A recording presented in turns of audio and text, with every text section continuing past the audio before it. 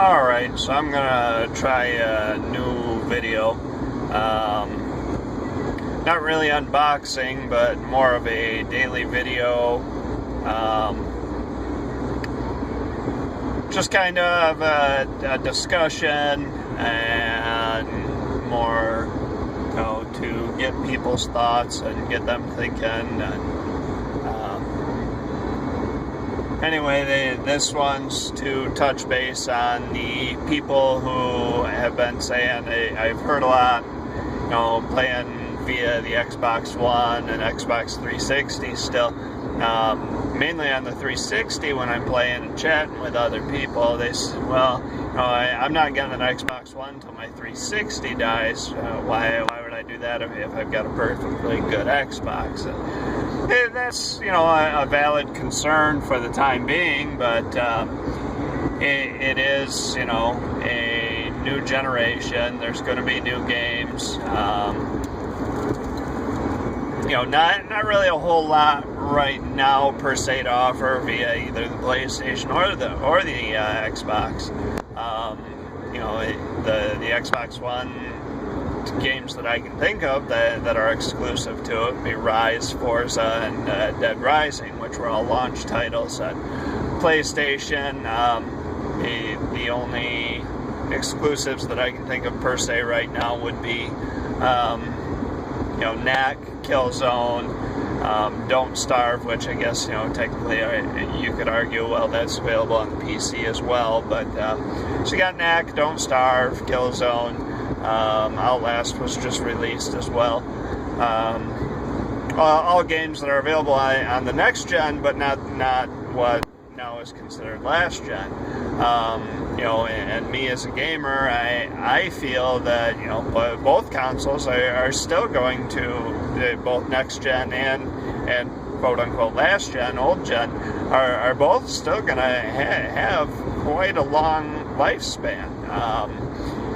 There's plenty of games coming out for the last gen that I still plan on getting. Stick of Truth, Dark Souls 2, are I guess really the only ones that I can think of right now, because anything else that's released multi-platform I will be getting on next gen, such as Thief and Titanfall, Plants vs. Zombies, Garden Warfare, all games that will be available on the old gen, plus, PlayStation 4 and Xbox One. And yes, they will slowly phase out last gen, but as far as I can see, I personally don't view that as a valid argument that, I still have a console that plays games fine, why would I update? Well, because there's going to be exclusives on it. That's why you should update. And, me personally, I wanted to play those right away. I got hold of my Xbox One on launch day and flew through Dead Rising 3, loved it. Same thing with Rise. A lot of time spent on both those games. And PlayStation 4, I waited till, a little over a month after the launch to get my hands on one of those. Actually, I had my hands on about 4 of them and managed to sell some. That's actually how I paid for my Xbox One, so it all worked out. But now that I've got my PlayStation 4, after I saw that they were going to release Don't Starve, I'm extremely excited about Transistor and about Basement Crawl. Seeing that trailer, phenomenal. Deep Down looks great. I'm glad that's going to be a free-to-play, but I'm a little leery on Capcom's microtransactions, but that's all, free will. I don't need to buy those, so that's exciting. I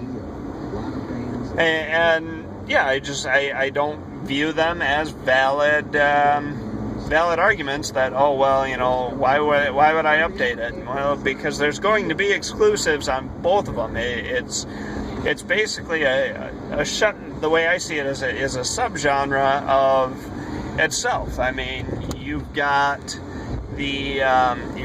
Xbox, but then you've got Xbox 360 and Xbox One. They're subgenres at this point because you will have exclusives on both of them. They both have their strong points, and that's just the way that I see it. And for at least this year, I think that is how it's going to end up being. And yeah, there will be a slow transition where eventually the Xbox One will, or PlayStation 4 will be the lead of the console for that company. But for the time being, I think that people should update just because of the exclusives. I mean, it's not that, oh, well, I still have a PlayStation or I still have an Xbox that works, why would I do it? Well, do it because you want to, and because there's going to be new games. So let me know what your thoughts are, and hopefully this segment will keep up and we can keep updating it. And thanks for the subs, comments, and likes.